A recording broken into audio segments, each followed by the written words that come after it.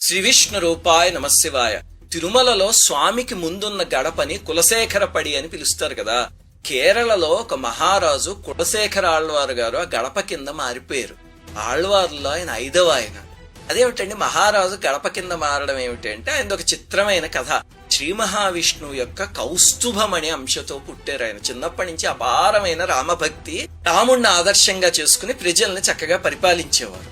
ఆయన రామాయణం వింటూ పరవశించిపోయేవారు. రాముడికి కానీ సీతమ్మకి కానీ ఏదైనా కష్టం వచ్చిందనుకోండి ఆయన హృదయం ద్రవించిపోయేదంటే. ఒకసారి రామాయణం వింటూ ఉంటే ఖరదూషణాదుల్ని శ్రీరాముడు ఒంటరిగా వధించే సన్నివేశం వస్తుంది కదా.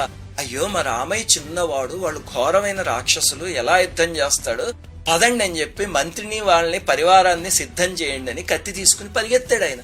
పాప ఎవ్వరు చెప్పినా ఆగలేదు, ఆ తన్మయత్వంలో వెళ్ళిపోయాడు.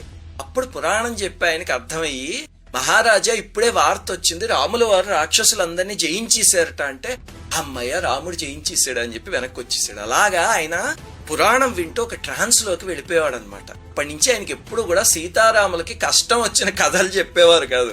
ఒకసారి ఏమిటంటే ఆయనకి పురాణం చెప్పి ఆయన ఊరు వెళ్తే వేరే ఆయన ఎవరో వచ్చారు. వచ్చి సీతమ్మని రావణుడు లంకకి తీసుకుపోయే కథ, సముద్రం మించి వెళ్లే కథ చెప్తే అంతే ఆయనకి ఆవేశం వచ్చేసి గుర్రం తీసుకుని పాపం సముద్రంలోకి వెళ్ళిపోయారు. లంకకి వెళ్ళి అమ్మని తీసుకొస్తాను అని వెళ్ళిపోయేసరికి పాపం మునిగిపోతున్నారు. అక్కడ సీతారాములకి గుండె తరుక్కుపోయింది.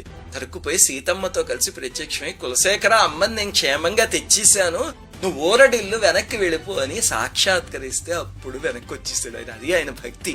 పెద్ద వయస్సు వచ్చాక రాజ్యం పిల్లలకి ఇచ్చేసి కూతురుతో కలిసి శ్రీరంగ క్షేత్రానికి వెళ్ళిపోయి తన కూతుర్ని రంగనాథ స్వామికి ఇచ్చి వివాహం చేసి రాజ్యాల నుంచి జయించి తెచ్చిన సంపదలన్నీ స్వామికి కట్నంగా ఇచ్చేసాడు ఆయన. ఆయన కూతురు పేరు శేరకురవల్లి అని.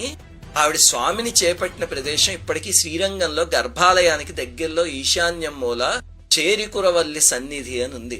అక్కడ చేపట్టాడు స్వామి. ఆ రకంగా ఆయన స్వామికి మామగారు అయిపోయారు. ఆఖర్లో ఆయన భక్తికి సంతోషించి స్వామి ఏం వరం కావాలో కోరుకో అంటే, సోపానభూత స్థిత్వాహం వెంకటేశ త్వదాలయే సందర్శేత్వన్ ముఖాంభోజం ప్రవాళ సదృశాధరం. అంటే స్వామి నీ ఆలయంలో గడపగా ఉండి నీ ముఖార విందాన్నే చూస్తూ ఉండే వరం ఇవ్వు అని అడిగి తిరుమలలో గడప అయిపోయారు ఆయన. అందుకే ఆలయాల్లో మనం ఎప్పుడు గడపల్ని తొక్కకూడదు. ఏ గడపలో ఏ మహనీయుడు ఉన్నాడో ఎవరికి తెలుసు.